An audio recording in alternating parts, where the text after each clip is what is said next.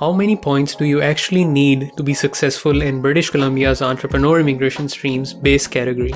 It has a very detailed scoring criteria. Each year, a lot of applicants apply, but out of those, only with the highest points in different categories are invited to apply for their application. If you're interested in looking at the steps of the application, the actual data from the past, which shows what was the actual minimum net worths, actual investments of the people who applied for this program, check out video number 1 and 2 in this series of British Columbia's entrepreneur immigration. This video is part 3, so let's dive into the scoring criteria.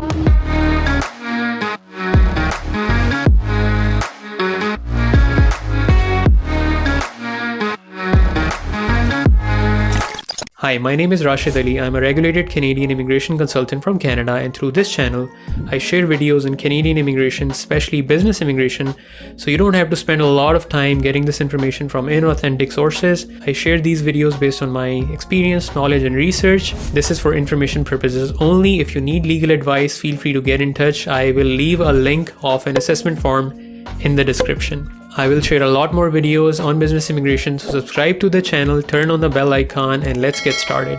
154 candidates were issued ITAs or invitation to apply for entrepreneur immigration stream of British Columbia. Out of those, 100 were related to the base category, which is the topic for discussion in this video, and the rest were related to the regional entrepreneur immigration category. There were 7 rounds of invites for the base category, and out of those, 121 was the average score and 115 was the minimum score of the applicant who was invited to submit a detailed application.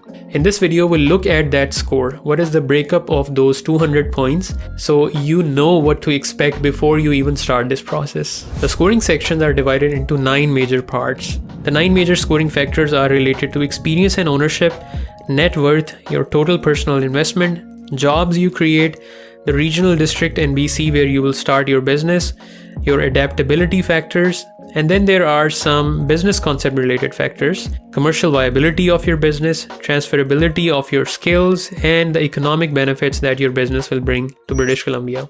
Let's talk about the first factor, experience and ownership. You can claim a maximum of 24 points for your past business or management experience. You must score at least 8 points to meet the requirement for this section, which essentially means that you should have at least 3 years of business ownership experience or 48 months or 4 years of business management experience. In the last 10 years, if you have 60 months of business ownership experience or 5 years of business ownership experience that you were also managing, you can claim maximum of 20 points. But if you never owned a business, in fact you were a business manager, the maximum points you can claim for your experience here are 12 points. So this is where you will start to understand some of the differences. Even though the definition on a higher level says that if you can have business ownership experience or a senior managerial experience, business ownership experience gets you more points. The second factor here that can give you 4 additional points is if you have owned 100% of the business in the last 5 years for at least 3 years, you will get 4 additional points. Factor number 2 is related to your net worth. The maximum points you can get for your net worth are 12, and as you can see, even though the minimum net worth required is 600,000, you maximize your points for your net worth when you have a net worth of 5 million Canadian dollars. You also get more points if out of your net worth you have at least $400,000 in the form of liquid assets, so cash or liquid funds. You must score at least 5 points, which essentially means that you must have at least a net worth of 600,000. If you don't have that much net worth, you cannot qualify for this program. Now let's look at the investment factor. You can get a maximum of 20 points for your investment. Now, even though you need only 8 points, which you can get with an investment of 200,000, you get maximum points when you invest $8 million in your business. Now, I'm not suggesting or saying that you have to invest $8 million. It's just a fact. The more you invest, the more points you'll get. And if you remember the previous video, the average investment for successful applicants in the last 2.5 years was 650,000 Canadian dollars. So from January 2017 to June 2019, the average applicant invested $650,000, which meant an average score of 11 points instead of 8 points that you get with the minimum investment. The fourth factor is job creation. You can claim a maximum of 20 points for this factor, even though you need to score a minimum of 8 points, which you'll get if you create at least one job or retain at least one job in case of buying a business. If you can create 20 or more jobs, you will get the maximum points, that is 20. The fifth factor is related to business location. A lot of immigrants want to live in the metropolitans, the bigger cities like Toronto or Vancouver or Montreal, etc. But the government actually wants to encourage people to live in the regional communities outside of these big cities. This program has also been designed in such a way that if you go farther out from Vancouver, you get more points. As you can see, you get 0 points if you start your business within the Vancouver area because it already has a big population. But if you go outside of Vancouver, say to areas like the Sunshine Coast, you can claim a maximum of 12 points. Now, there is no minimum points required in this section, which means that you can start your business in Vancouver. You don't have to go out. But if you go out of Vancouver and if that location makes sense for your business, then you can claim a lot more points. But the important thing here is to only go to a location which is suitable for your particular business. If you have your target customers over there, if your business can be a success in that particular location. The sixth factor is adaptability. You can claim a maximum of 32 points for adaptability. These 32 points are further subdivided into 5 subsections. The first part is related to your language. Even though the minimum language score required for nomination is CLB 4, if you get CLB 5 or higher, you can claim 4 points. You can also claim up to 8 points for your education. Even though there is no minimum requirement for post-secondary education, if you don't have post-secondary education but you do have business ownership experience in the last 5 years, as discussed in the last video, you're still good to go. But if you do have post-secondary education, let's say you have a PhD, you can get a maximum of 8 points for that. Age. You also get points for age. You can get a maximum of 8 points. Now, in Express Entry, if you're 29 years old, you get your maximum points in the CRS. After that, every year you lose 5 points. In this particular program, if you're anywhere from 35 to 44 years old, you can claim your maximum points, that is 8 points. Even if you're 65 or older, you don't get any points for that, but that does not disqualify you for applying for this program. So as discussed in this video, entrepreneur immigration programs are often suitable for those people who have good business ownership or management experience, but somehow they are older now because of that experience. The fourth subfactor is business exploratory visits. If you have made a business exploratory visit to BC, you will get points for that. Now, it is not mandatory, but it definitely helps. Now, if you visited the exact region where you want to start your business within BC, you will get 4 points. But if you visited BC in general, but didn't visit that particular location, you can only get 2 points. But in either case, visiting British Columbia will get you more points. But this has to be within the last 12 months. This has to be with an intention of doing an exploratory visit. If you're applying for a TRV, you should be upfront with the immigration officer. Let them know that this is a business exploratory visit. The fifth subfactor is around your Canadian work experience or study experience. If you've done business or worked in Canada or studied for at least 12 months, you can claim additional 8 points. So again, in this section, in the adaptability section, you don't have to score minimum points in any section. The only thing you need to remember is about your education. If you don't have post-secondary education, you need to have at least 3 years of business ownership and management experience in the last 5 years for a business that you own 100%.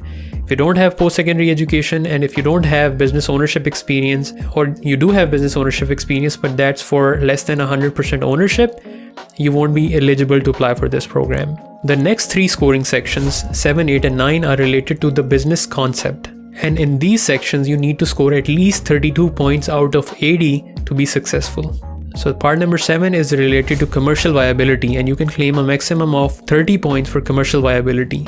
Commercial viability is further subdivided into 6 sections, and together you can claim a maximum of 30 points. Let's talk about the first subsection. Business model. You can score a maximum of 10 points for your business model. If your business plan is very clear, you will get the maximum points. For example, if you're purchasing an existing business and you can clearly demonstrate how you'll grow this particular business, you're not just buying it, but you're actually going to grow this business.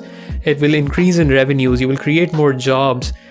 You will get more points. If you can also link your past business experience with this business that you're purchasing, you'll get additional points because it seems more logical. If you've owned and managed a restaurant outside of Canada and now you're buying a restaurant in Canada, you're more likely to grow it because you have the relevant experience. But suppose you proposed a business plan in which you're partnering with someone with whom you've never worked before, you've never had a business relationship with them before. That can cause you to get 1 point because it's a big risk. You're working with someone you've never worked before. Similarly, the amount of sales figures that you have projected in your business plan, if they're not realistic for that particular business type in that particular location, you can also lose points. That's why the business plan has to be very logical. It just can't be a very high level business plan without actually looking at the numbers in detail.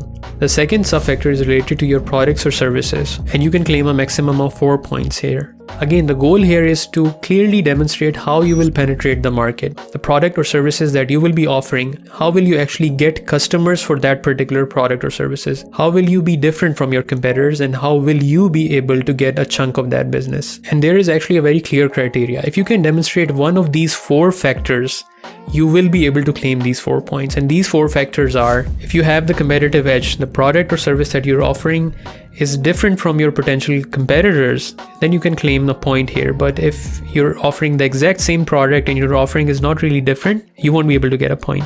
Similarly, if you're offering a very high valued product which is different from the regular products available in the market, you can claim additional points. If you're introducing a product that is new to the market or new to the world, you will also be able to get additional points, something that is not already available in the market. And as I discussed before, if you can clearly demonstrate how your particular product will be different from the competitor and how you will actually gain that market share and how you've done a thorough analysis of your strengths, you can again claim 4 points. The third sub-factor is related to your personal investment. Say you're buying a business for someone for $400,000. You must spend at least $50,000 of that investment to improve this business. So that would make your total investment $450,000. $400,000 you pay to the previous business owners, but you spent an additional $50,000 to improve that business, because the goal here is to not only buy a business but to clearly demonstrate how you will improve that particular business. And the maximum you can score in this section is 4 points. The fourth sub-factor is related to the assessment of your proposed investment. So the amount of money that you're proposing to invest, is that logical based on your particular business in that particular location? If you're buying a restaurant in a location and you're proposing to spend $250,000, does that make sense, or you actually needed to spend $550,000 for that kind of a restaurant in that location? So your investment should be logical according to the type and scale of the business. And once you do your market research properly, you should be able to figure this out very clearly. If you've had past business experience or senior management experience, these things should come easily to you, but you still need to make sure you do your research. The fifth sub-factor is related to your ownership. If you're proposing to own 100% of your business in British Columbia, you'll get maximum points. And if your ownership is less, you won't get as many points. And you need to own at least 33% of this business, otherwise you won't qualify. The last sub-factor related to commercial viability is related to the risk factors. Say you have a net worth of $800,000 and you're saying you will invest $450,000 in your business. You're basically investing more than 50% of your personal net worth, which is a big risk. You could lose that money just like any other business. So that is a risk factor because you don't have additional money to support your business if the need arises. Similarly, if you're partnering with someone, that again introduces an additional risk because you're working with someone you might not have worked with before. They might have their own strengths and weaknesses, different working styles. You haven't established trust yet. So that introduces additional risk. Similarly, even though you need to invest at least $200,000, but if you also get external financing for this business, you introduce additional risk into the business. So if there are no risk factors, you can claim a maximum of 2 points. But if you have one of these risk factors, you get 0 points in this section. The eighth part is related to transferability of your skills, and you can claim a maximum of 20 points. So if you have owned a business and you have actively managed a business in the last 10 years, you can claim a maximum of 20 points. And I'm not talking about passive ownership. I'm talking about owning and managing a business. But if you've only managed a business or managed someone else's business as a senior manager, the maximum points you can claim are 14. But say you never owned a business and you were a senior manager, you have an opportunity to claim 2 additional points if your language was at CLB 5 or higher. But if you've already scored 20 points, that's the maximum you'll get. You won't get any additional points in this section for your language skills. The last factor is related to economic benefits that your business will bring, and you can claim a maximum of 30 points here. This section is also divided into 4 subsections. The first one is key sector and significant economic benefit, and you can claim a maximum of 12 points over here. If you're proposing your business in one of these priority sectors, which are a priority for the government of British Columbia, you will be able to score additional points. If you can demonstrate these economic benefits, you will also be able to score additional points. Say you're adopting a new technology that is not already in regular use in the province, or you're developing new products or services, or bringing innovative approaches, or you're increasing exports or increasing research and development, you are bringing significant economic benefits. And as per this table, if your business is clearly related to one key sector and it's bringing at least one significant economic benefit, you can score the maximum of 12 points. The second subfactor was related to jobs assessment. In your business plan, you mentioned that I will create X number of jobs. You had to create at least one job. But if the creation of those jobs is very logical, it is linked with your business plan. For example, say you're going to open a particular fried chicken restaurant and you need 15 employees, full-time employees over the period of the week. And it is very logical because it can be clearly demonstrated based on other restaurants who've been operating with a similar model. You will potentially get 6 points because you've clearly outlined that based on actual examples. But if your business plan shows that you need 5 jobs, but it isn't very logical, you actually only need 3 people, you will not be able to claim a maximum of 6 points, but you will get 1 point at least in this particular section. The third subfactor over here is related to the quality of jobs. So if you're proposing high-skilled jobs related to NOC A, B or 0, so managerial jobs, professional jobs or skill trade related jobs, you will get additional points. You will get a maximum of 4 points if your business plan clearly demonstrates that you will create 2 or more high-skilled jobs. If you're managing a restaurant, the restaurant managers could potentially belong to NOC 0, but other employees might not necessarily belong to NOC 0A or B. For example, if your plan is to start a restaurant, you might be creating a couple of jobs for restaurant managers. If you're starting an IT company, you might be creating a number of jobs for software professionals, which will mainly be related to NOC A, which means you can claim maximum points. But if you have a business where you mainly need low-skilled people, those who have skill level C or D, you won't be able to claim these points over here. Now the last subfactor is related to the development region. Where do you want to start your business within British Columbia? There are 8 development regions in British Columbia. Say you start your business in Vancouver, which is the lower mainland or southwest region, you'll only claim a maximum of 2 points. But if you start your business in the northeast region, you'll be able to claim a maximum of 8 points because again, the government wants to encourage entrepreneurs and immigrants to go outside of the bigger metropolitans, the bigger hubs. So that is the complete scoring criteria for British Columbia's Entrepreneur Immigration Program, the base category.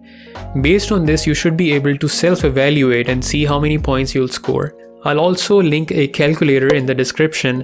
In that calculator, you will also see the past scores of the different rounds of invites, different successful applicants. So you can get an idea that this was the minimum score. For example, for 2020, 120 was the average score for those who were invited to apply. 115 was the minimum score for the applicants.